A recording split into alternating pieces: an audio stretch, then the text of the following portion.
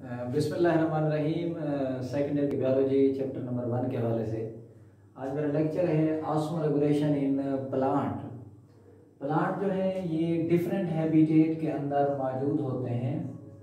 मसलन ये हैबिटेट उनकी आमतौर पे एक्वाटिक हो सकती है और ये एक्वाटिक हैबिटेट ऐसी हैबिटेट होती है जहाँ अबंडेंस सप्लाई ऑफ वाटर होती है, या आमतौर पे ये कंडीशन मॉडरेट हो सकती है कि जहाँ आमतौर पे मुनासिब हद तक वाटर की सप्लाई मौजूद होती है। और तीसरी जो हैबिटेट है उसे हम ड्राई हैबिटेट कहते हैं। टेरेस्ट्रियल कंडीशन के अंदर ये मौजूद होती है जहाँ वाटर की सप्लाई जो है वो लिमिटेड होती है।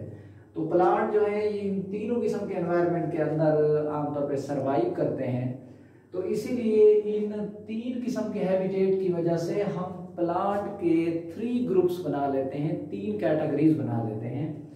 पहली कैटेगरी को हम नाम देते हैं हेड्रोफाइट्स। देखिए हेड्रोफाइट्स ऐसे प्लांट होंगे, नाम से जाहिर है कि जो इक्वेटिक एनवायरनमेंट में मौजूद होंगे, जहां वाटर की सप्लाई मैक्सिमम होगी। अगर मैं यूं कहूं कि जहां हाइपोटोनिक एनवायरनमेंट होगी। अब लाज़िम बात है कि जब वाफिर सप्लाई है वाटर की, तो अब मसला यहाँ क्या होगा, फ्लडिंग का होगा कि पानी बाहर से उन प्लांट के सेल के अंदर दाखिल होगा, तो सेल के अंदर की जो एनवायरनमेंट है वो फ्लडिंग हो जाएगी। तो आखिर प्लांट ने वहाँ सरवाइव करना है और अपने अंदर उतना वाटर नहीं रखना जितना बाहर वाले एनवायरनमेंट के अंदर मौजूद है। इसका मतलब है कि प्लांट ने इस वाटर को रेगुलेट करना है, ऑस्मो रेगुलेट करना है। तो इसके लिए हम देखते हैं कि जो इक्वेटिक प्लांट हैं, जो हेड्रोफाइट्स हैं, जो पानी के अंदर मौजूद होते हैं, उनकी पहली अडाप्टेशन ये होती है कि उनका जो लीव्स हैं उनका सरफेस एरिया ग्रेटर होता है, यानी वो बहुत ज़्यादा फैले हुए होते हैं। जब सरफेस एरिया ग्रेटर होगा तो आप जानते हैं मैक्सिमम लॉस ऑफ वाटर होगा। दूसरी ये बात है कि उनके आमतौर पे जो स्टोमेटा हैं जहां से मैक्सिमम वाटर लॉस होता है, उनके स्टोमेटा अपर साइड पे होंगे, लीव्स की ऊपर वाली साइड पे मौजूद होंगे। अब ये तो आमतौर पे लोकेशन के हवाले से है। और तीसरी बात ये है कि उनके अंदर स्टोमेटा की जो तादाद है वो लार्ज नंबर ऑफ स्टोमेटा बहुत ज्यादा तादाद में होंगे। इन 3 चीजों की वजह से मैक्सिमम लॉस ऑफ वाटर होता है। इसलिए फिर प्लांट जो है वो आमतौर पे इस किस्म की इक्वेटिक एनवायरनमेंट में सरवाइव कर जाते हैं। दूसरी जो कैटेगरी है उसे हम नाम देते हैं मीजोफाइट्स। अब देखिए मीजोफाइट्स ऐसे प्लांट हैं जो आमतौर पे सरवाइव करते हैं मॉडरेट सप्लाई में ऑफ वाटर, कि जहां पे पानी की जो सप्लाई है वो मुतदिल होती है, यानी ना यहाँ ज्यादा है सप्लाई ना यहाँ कम है। इसका मतलब है कि कभी कभी हम पानी प्लांट को दे देते हैं, जैसे हम एक्सेसिव सप्लाई ऑफ वाटर अगर देंगे तो एक्सेसिव सप्लाई ऑफ वाटर में ये क्या करेंगे, अपने स्टोमेटा जो है उनको ये ओपन करेंगे, और जब स्टोमेटा ओपन हो जाएंगे तो मैक्सिमम लॉस ऑफ वाटर होगा। इसी तरह अगर प्लांट की सप्लाई रिस्ट्रिक्टेड होगी, यानी हमें पानी देना भूल जाएगा, तो इसका मतलब है अब उनके पास वाटर की अवेलेबिलिटी मौजूद नहीं है, तो अब इन्होंने क्या अडैप्टेशन करनी है, दे क्लोज देयर स्टोमेटा। इन्होंने अपने स्टोमेटा को क्लोज कर देने हैं ताकि ये लिमिट कर सकें, कम से कम कर सकें वाटर लॉस को। इसका मतलब ये हुआ कि जो मॉडरेट सप्लाई में रहते हैं वो मीजोफाइट्स हैं और ये 2 किस्म के अडैप्टेशन करते हैं। अगर एक्सेसिव सप्लाई ऑफ वाटर होगी तो ये स्टोमेटा को ओपन करेंगे। अगर आमतौर पे रिस्ट्रिक्टेड सप्लाई ऑफ वाटर है कि पानी की अवेलेबिलिटी नहीं है, तो ये अपने स्टोमेटा क्लोज रखेंगे। तीसरी जो कैटेगरी है जो ड्राई कंडीशन में सर्वाइव करते हैं उन्हें कहते हैं ज़ीरोफाइट्स।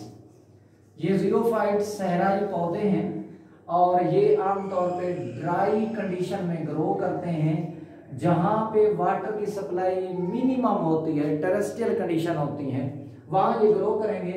अब ये प्लांट कैसे वहां सरवाइव कर जाते हैं, पहली बात है कि इनके जो लीव्स हैं उनका साइज छोटा होगा, छोटे साइज के पत्ते होंगे, और इनके लीव जो हैं वो ज्यादा थिक होंगे, मोटे होंगे, और इसके अलावा उनका जो सरफेस एरिया है वो बराए नाम होगा सरफेस एरिया मिनिमम होगा, कम से कम होगा। क्यों? ताकि इन अडाप्टेशन की वजह से कि एक तो लीव्स छोटे हैं, दूसरा वो थिक हैं, तीसरा उनका सरफेस एरिया कम है, तो इससे रिस्ट्रिक्ट करेंगे वाटर लॉस को, यानी वाटर लॉस मिनिमम हो जाएगा। इससे ये वाटर की लॉस से प्रोटेक्ट हो जाएंगे। और दूसरी ये बात है कि आमतौर पे इनके ऊपर जो क्यूटिकल की लेयर है जो वाटर लॉस से बचाती है वो थिक होगी, ज्यादा मोटी होगी और ज्यादा वैक्सी होगी और ये लेदरी होगी और चमड़े जैसी सख्त होगी। तो इन अडाप्टेशन की वजह से भी वाटर लॉस जो है वो इनसे मिनिमम होती है। इसके अलावा कुछ ऐसे प्लांट हैं, जैसे मैं कैक्टाई के हवाले से बात करूं, ये जो आमतौर पे कैक्टस प्लांट है, जैसे ये मैंने डायग्राम में ड्रा किया, ये कैक्टस प्लांट है, ये कैक्टस है। अब इनमें क्या होता है कि इनके आमतौर पे लीव्स बड़े छोटे होते हैं और लीव्स ये जो आपको नजर आ रही है, स्टेम होता है जो मेजर फोटोसिंथेटिक है, तो ये क्या करते हैं कि जब ड्राई कंडीशन आते हैं तो दे शेड देयर लीव्स, ये अपने पत्ते जो हैं ये गिरा देते हैं, इसलिए ना रहेगा बांस और ना बजेगी बांसुरी।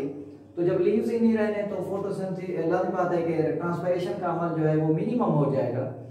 और फोटोसिंथेसिस अब कैसे होगी, तो इस तरह प्लांट कैसे सर्वाइव करेंगे, ये अपने स्टेम ग्रीन करते हैं, जिन इनके स्टेम जो है वो फोटोसिंथेटिक हो जाते हैं। इसलिए ऐसे प्लांट जिनके लीव्स बराए नाम होते हैं उनके स्टेम ग्रीन होते हैं, यानी उनकी फोटोसिंथेसिस का जो प्रोसेस है वो स्टेम करते हैं।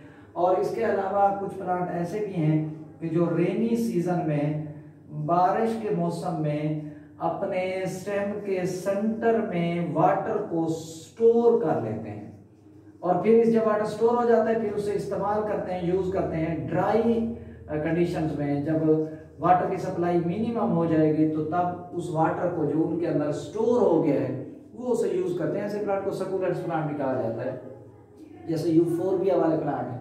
तो प्लांट के आप देख लिया 3 कैटेगरीज थे, हाइड्रोफाइट्स थे जो एक्वाटिक थे, और मीजोफाइट्स थे जो मॉडरेट सप्लाई में रहते थे, और जीरोफाइट्स थे जो बिल्कुल ड्राई कंडीशन में रहते थे।